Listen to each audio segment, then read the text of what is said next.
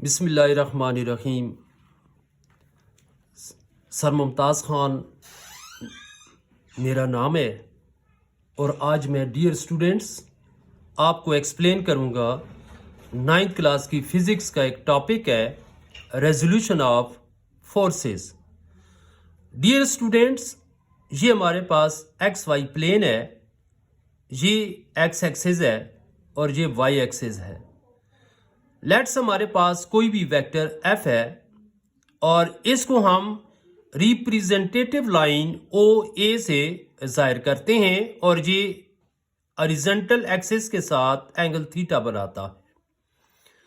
Students, हम ए point से perpendicular draw करते हैं एक्स एक्सिस के ऊपर, तो ये हमारे पास ए बी परपेंडिकुलर आ जाता है।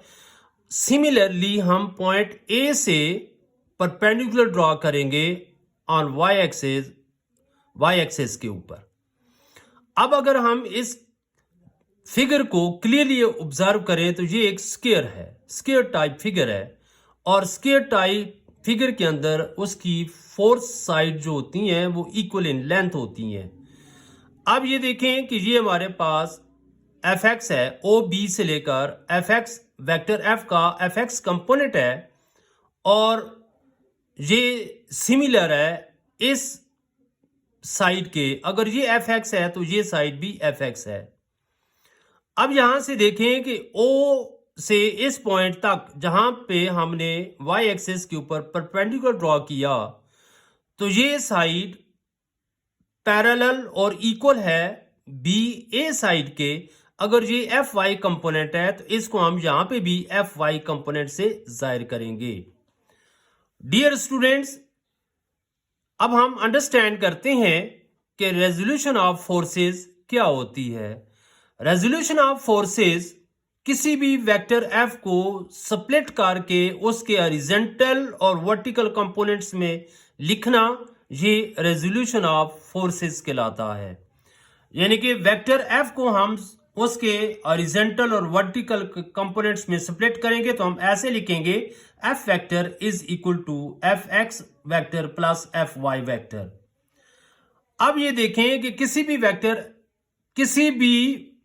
वेक्टर की हॉरिजॉन्टल डायरेक्शन को जाहिर करने के लिए आई यूनिट वेक्टर लिया जाता है और वाई एक्सिस की डायरेक्शन को शो करने के लिए जे यूनिट वेक्टर लिया जाता है। तो लिहाजा वेक्टर एफ के ये हॉरिजॉन्टल कंपोनेंट और वर्टिकल कंपोनेंट्स को हम लिखेंगे F vector is equal to F X I unit vector plus F Y J unit vector.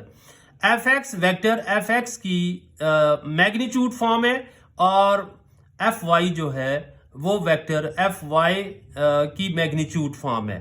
अब हम सबसे जानने की कोशिश करेंगे कि ये यूनिट वेक्टर क्या होता है।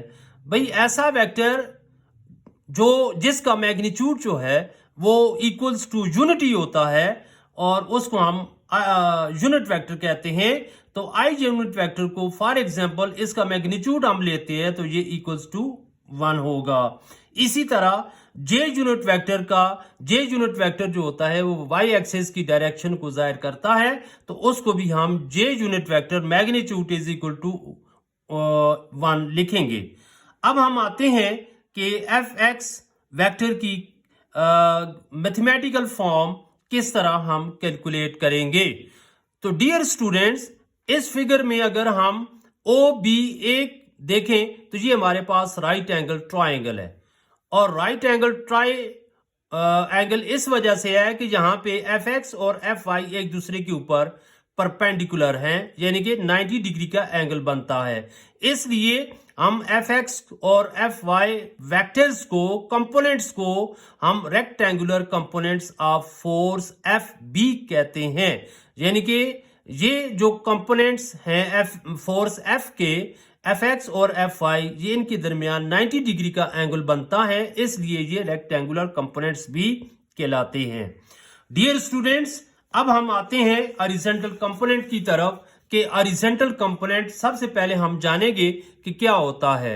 हॉरिजॉन्टल कंपोनेंट किसी भी फोर्स का वो कंपोनेंट होता है जो हॉरिजॉन्टल एक्सिस यानी कि एक्स एक्सिस के साथ होता है और इसको एफ एक्स से डिनोट करेंगे। अब इसका हम मैग्नीट्यूड मालूम करेंगे। From right angle triangle OBA cos theta हमारे पास ट्रिग्नोमेट्रिक रेशो होती है बेस ओवर हाइपोटेन्यूज के बराबर। अब cos थीटा, अब यहाँ पे बेस जो है वो एफ एक्स के इक्वल है और हाइपोटेन्यूज जो है वो एफ वेक्टर के बराबर है, तो क्रॉस मल्टीप्लाई करें तो F X vector is equal to F vector cos theta, यानी कि एफ एक्स हमारे पास हॉरिजॉन्टल कंपोनेंट वेक्टर एफ यानी कि फोर्स एफ का हमारे पास ये आ जाता है। अब इसका वर्टिकल कंपोनेंट्स हम मालूम करने की कोशिश करते हैं और वर्टिकल कंपोनेंट फोर्स एफ का वो कंपोनेंट होता है कि जो वाई एक्सिस के साथ होता है, इसलिए इसको वर्टिकल कंपोनेंट कहेंगे और एफ वाई से जाहिर करते हैं। अब हम डियर स्टूडेंट्स हम इस y कंपोनेंट की वैल्यू को कैलकुलेट करेंगे। Again from right angle triangle OBA sine theta is equal to, sine theta की रेशो जो होती है वो is equal to perpendicular over hypotenuse, यानी कि sine theta is equal to perpendicular हमारे पास एफ वाई वेक्टर है और हाइपोटेन्यूज हमारे पास एफ वेक्टर है, और क्रॉस मल्टीप्लाई करेंगे तो F vector is equal to F sine theta. ये हमारे पास वर्टिकल कंपोनेंट की मैथमेटिकल फॉर्म आ जाती है। इस इक्वेशन से हम इसकी वैल्यू को कैलकुलेट करेंगे। डियर स्टूडेंट्स, अब आते हैं मैग्नीट्यूड ऑफ फोर्स कैसे हम फाइंड आउट करते हैं। अब देखें कि इक्वेशन 1 में हमने वेक्टर एफ को लिखा था स्प्लिट करके हॉरिजॉन्टल कंपोनेंट और वर्टिकल कंपोनेंट्स के सम में।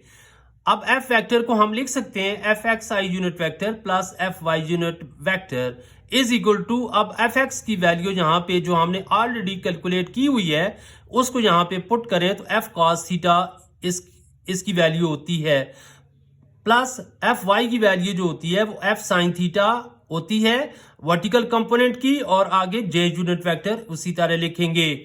अब डियर स्टूडेंट्स, अगर हम इस इक्वेशन को देखें तो दोनों तरफ आई यूनिट वेक्टर्स के कोफिशिएंट्स को हम कंपेयर करेंगे और सिमिलरली जे यूनिट वेक्टर के कोफिशिएंट्स को हम कंपेयर करेंगे। अब आई यूनिट वेक्टर के कोफिशिएंट्स को कंपेयर करते हैं तो F X is equal to F cos theta, equation number 2 आ जाती है, और जे यूनिट वेक्टर्स के कंपोनेंट्स को अगर हम इसके कोफिशिएंट को कंपेयर करेंगे तो F Y is equal to F sine theta हमारे पास आ जाती है, इक्वेशन नंबर 3 है। अब हम क्या करेंगे, इक्वेशन 2 का बोथ साइड्स इसका स्क्वायर ले लेते हैं तो एफ एक्स का square is equal to F cos theta का स्क्वायर, और एफ एक्स का square is equal to F square cos square theta. ये हमारे पास इक्वेशन आ जाती है नंबर 4।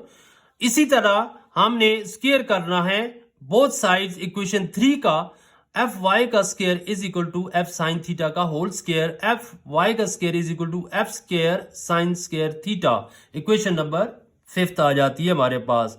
अब डियर स्टूडेंट्स, हम इक्वेशन नंबर 4 और इक्वेशन नंबर 5 की बोथ साइड्स को ऐड करेंगे तो ये हमारे पास एक फॉर्म आ जाएगी, एफ एक्स का स्क्वायर प्लस एफ वाई का square is equal to F square cos square theta plus F square sine square theta.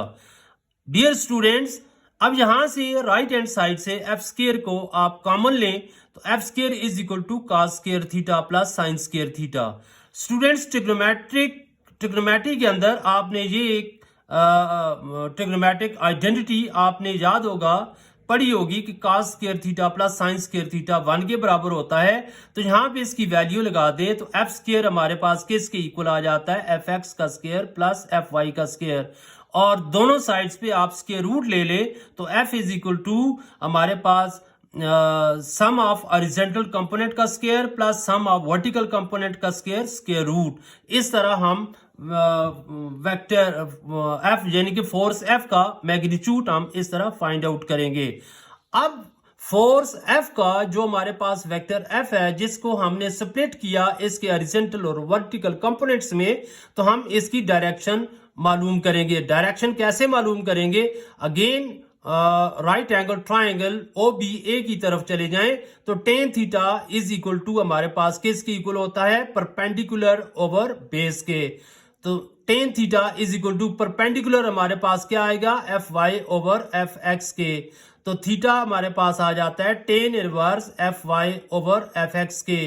तो डियर स्टूडेंट्स, होपफुली आपको आज का ये टॉपिक जो है वो समझ आ गया होगा और उम्मीद करता हूँ इस सिलसिले में जो भी आपको मुश्किल या कंसेप्ट क्लियर ना हुआ किसी भी पॉइंट का, तो आप मुझे कमेंट्स में जो है ना वो भेज सकते हैं। और इसके अलावा मैं आपसे यही कहूँगा कि मेरे चैनल को सब्सक्राइब कीजिएगा ताकि नई आने वाली वीडियोस का नोटिफिकेशन आपको बर वक्त मिल सके। Thank you so much.